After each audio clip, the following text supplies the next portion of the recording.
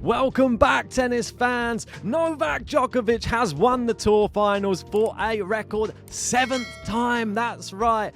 And we're going to go through his post-match press conference to see him speaking about the match and how he was able to achieve such a high level on the court. He also goes into his plans for next year with the Olympics on the horizon, the one big title he's yet to gain. And also, he speaks about the old versus the new. Novak Djokovic, which one would win? Thank you, guys. Here he is. Thank you so much. Congrats, Novak. Goran came in earlier and said that on Saturday he knew that he would win the tournament because he just switched on. Did you have the same feeling? Yes, I did. I think the match against Alcaraz last night and the one tonight probably two best matches under the circumstances that I've played this season against two players that are in fantastic form. And I mean, obviously the quality of Alcaraz and Sinner we all know, and playing Sinner tonight in front of his home crowd and the way I finished the tournament and finish the season is amazing. I'm very, very proud of the performance. Obviously, what Goran was referring to is probably after I clinched the year number one with the first win over Rune.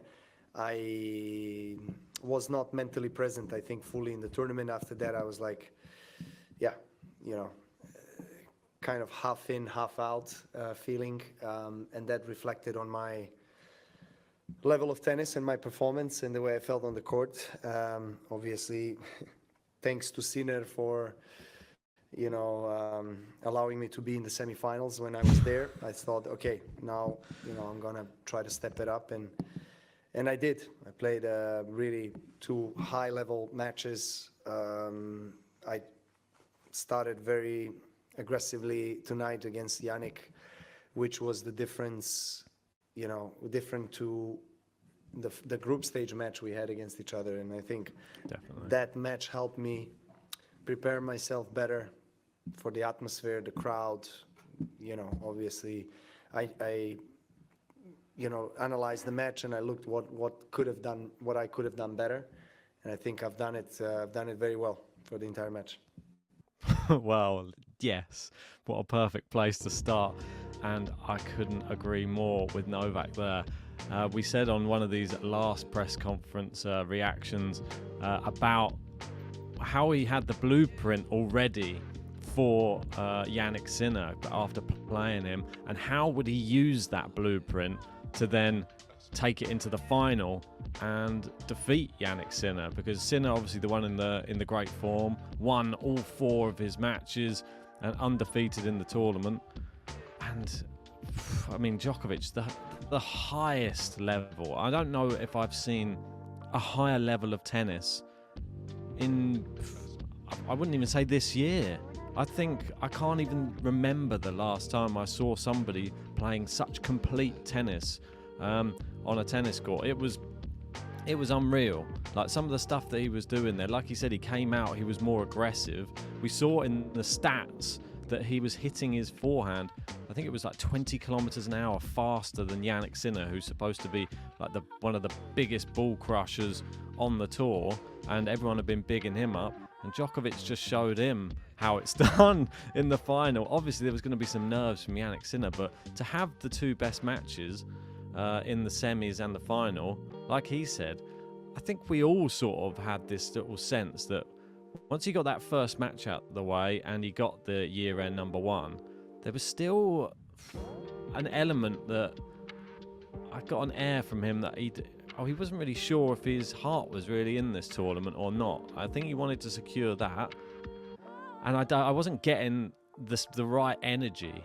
But you saw as soon as Sinner allowed him to go through, which could have been to his, well, it was to his own detriment in the end, we ended up with Djokovic suddenly like playing unbelievable tennis. And I think that's down to the fact not just his own mental state, moving into the semi-finals. But I feel like Carlos Alcaraz is a person that causes Djokovic to raise his level. It's almost like he wants to defeat Alcaraz in such a way that just to prove to everybody, I'm still the number one. And by doing that against Alcaraz, his level raised, and then he was even better in the final. I mean, it was like he went from a 9 out of 10 in the semis to then a 10 out of 10 in the final. Incredible. Novak, congratulations. Are you able to put into words the emotions when that last point happened? And was that the highlight, or was it chatting with and hugging the children? It's always children, honestly. I mean, obviously winning a match with this importance and significance is always, an incredible feeling in the end, and also huge relief, because there's a very high tension and pressure that you feel on the court. And I was, pretty much playing flawless tennis, set in 3-2, and then I got tight, I must say. Start to miss the first serve. Crowd got into it, and I was lucky that he missed an easy put away forehand. I think it was a 4-3 and deuce. You could say also I was unlucky to hit the net cord on the passing shot for double break, but at this level it happens, and I just maintained my focus. And I could feel from the beginning that it was a different vibe, different energy from him and from me, comparing to the match we had 4 or 5 days ago. I felt I felt that maybe he wasn't as free or as comfortable from the very beginning like he was in the 4 matches prior to the finals. And I felt, okay, my opportunity is now, and I have to take it. I have to be controlling the rallies, and I have to be the one that is going to, so to say, impose himself on the court. He needs to feel my presence, which wasn't the case in the group stage match. So I think that was probably the major tactical difference between the 2 matches. And obviously him finishing with double fault is not ideal, but it's a great reward, I think, for what my team and I and my family have been through this year, being one of the most successful years in my career that I ever had. 4 out of 5 major tournaments I won and played finals in Wimbledon. So, I couldn't ask for more, to be honest. I'm very, very proud of this season. Yeah. Yeah, so there. I mean, I'm only joking, obviously. I mean, if he'd have won Wimbledon, does he just retire after that year? I mean, do you just ride off into the sunset? Nothing left to prove if you manage to win every single one of them. But yeah, I mean, I'll be happy to see him back trying to do the calendar slam again next year. I think an honest assessment, though, from him of how the match went. He did exert his dominance on the court, and alluding to the fact that Sinner was missing some shots and he was missing some shots, he allowed Sinner back in by his first serve percentage going down, and Sinner sort of started coming back, but then missed big points on big opportunities as well. And drawing the parallels between the group match and the final, I mean, for me, it's quite obvious what the difference is. It's a final against Novak Djokovic, and not many people can defeat Novak Djokovic in a final, especially playing like that. I mean, that was impossible. Nobody beats Djokovic if he's playing like that. It's just another level. It's a different sport that he was sort of playing there. We said it on the podcast as well. It was like you have a computer game and you turn the difficulty up to the highest level. It's gone past the highest level, and it's like he can guess everything you're doing, and he can put the ball on any part of the court he wants. And Jannik Sinner, unfortunately, he was going to feel the nerves. He was at home in Italy. It was the most watched tennis match ever in Italian history. I think 6.5 million people in Italy tuned in to watch it. So a lot of pressure on his shoulders, and especially when you're going up against someone who you've already beaten as well in this tournament. But He's the greatest for a reason. And Sinner was still very complimentary and said that, well, this will only make him better. So yourself motivated. How's it possible to do better than this? Because also in Wimbledon, Well, the you can final win was 4 slams and Olympic gold. yes, next year. Let's see. You know, I mean, I have always the highest ambitions and goals, so that's not going to be different for the next year. That's for sure. I mean, Go on. you know, the drive that I have is still there. My body has been serving me well, listening to me well. I have a great team of people around me. Motivation, especially for the biggest tournaments in sport, is still present. So it still inspires me to keep going.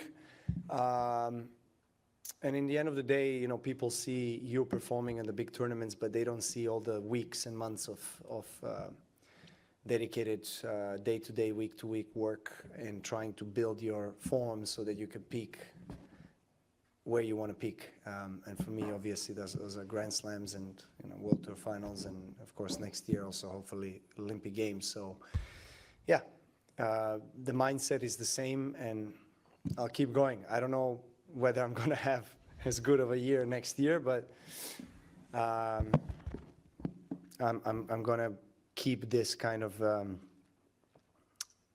kind of a freshness of mind and in a way motivation to do that. Wow, scary for the rest of the tour. He sounds as motivated as ever. Going to try and do it all again next year. The Olympics are next year as well. Can he do it? That is the big question. Can he win the one which has sort of been evading him?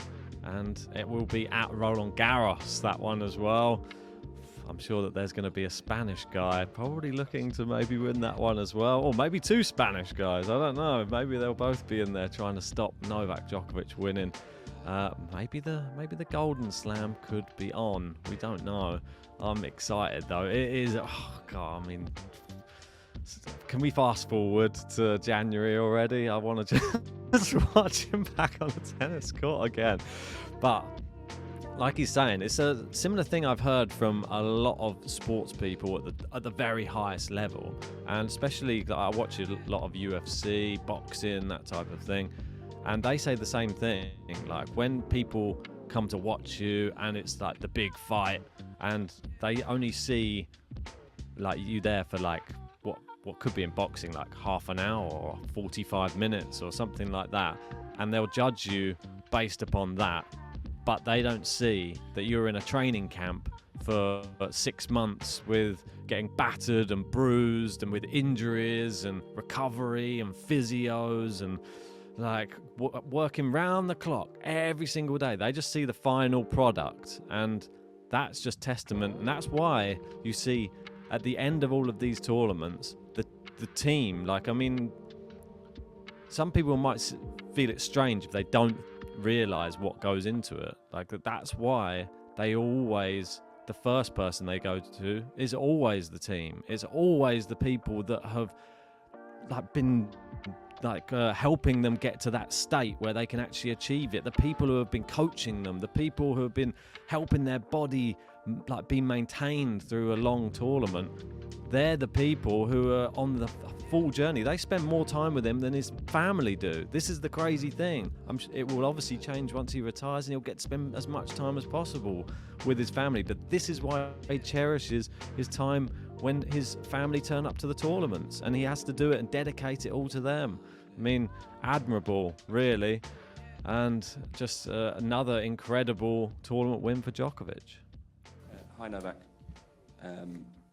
Is the Olympics next year your major target, given that it's the one major honour that you don't have in your career?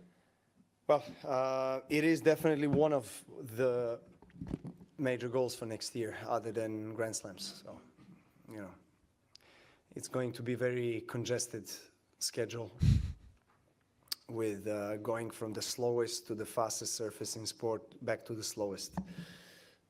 Clay, grass, clay, and then hard court. So that's obviously a very demanding, challenging stretch of the year, and I'm going to have to speak with my team to see how we can plan out our preparations, training, so that I'm able to play my best tennis where I want to. Yeah, I mean, something I hadn't even considered. Yeah, he's having to go from the slow courts of the French Open in Roland Garros to Wimbledon on super fast grass courts, and then back to slow. I mean, in my mind, I'm just thinking, yeah, it's another tennis tournament, but it's not, is it? I mean, he has preparation put in place weeks before to build himself towards tournaments. He just said that. Like, this is what he does. So how do you prepare yourself to go from one to the other and then back to the other one again? I mean, if he's able to do that, if he's able to still compete at all of the slams at a high level and the Olympics, I mean, we know how close he was at the last Olympics, and the Golden Slam was on that year. But is that at the is going for the Olympics, like, does he need to maybe take it easier in one of the other slams? That's the question. Like, how difficult is it going to be for his body to go through all of those things? We saw it wasn't achievable last time. But does he have another trick up his sleeve? Hello, Novak. Congratulations. Which Novak is stronger, Novak 10 years ago or Novak right now? And who would win this match? 10 years ago was 2013, so I would say Novak of today. 2015 was one of the best years, probably the best year I had. You know, with 19 finals in a row on all the tournaments and 3 out of 4 slams, and I had quite a great 18 months. 2015 and half of 2016. So, but again, the moments in time are different for me. I mean, I don't try to play as much as I did play 10 years ago, so I have to pick and choose the right moment, right tournaments and right periods of the year where I can perform my best. So it's tough to compare. But someone did ask me the same question not a while ago, and they said, the question was actually phrased like, who would win, in the matchup? And I said that it would be an easy job for a 36-year-old. Yeah. Which is great to hear that he believes that him at this age is better than him in the past, even his previous best, Djokovic. I mean, he must be really feeling good right now. This is the thing. This is the level that he's got to right now. And to be able to say that type of thing, or to be even able to compare amazing years like this, it's just stuff other people aren't able to do. And we have to just take this in, that this is such a rarity in any sport, not just tennis, that somebody is able to sit back and look at their career and just sort of try and compare the greatness between different years. I mean, some people might just only have one. Some people have none. He's got many, and he has to try and pick and choose between them. Joking, of course. Oh yeah, of course.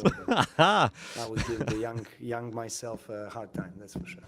But there you go, Novak Djokovic's press conference following his win of the ATP Tour Finals. Let me know what you thought of his comments in the comments section below, because I thought it's just another one of those chances to just see the great man speaking after another victory and having a bit of a laugh, looking back over the history that he has in the world of tennis, and, well, just admiring the fact that he's able to be so humble and such a great role model for the future players in tennis.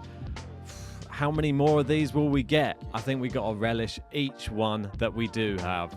But if you haven't already, please hit a like on this video, subscribe to Game to Love if you're new, and stay tuned on the channel. And we got another episode of The Countdown coming out soon.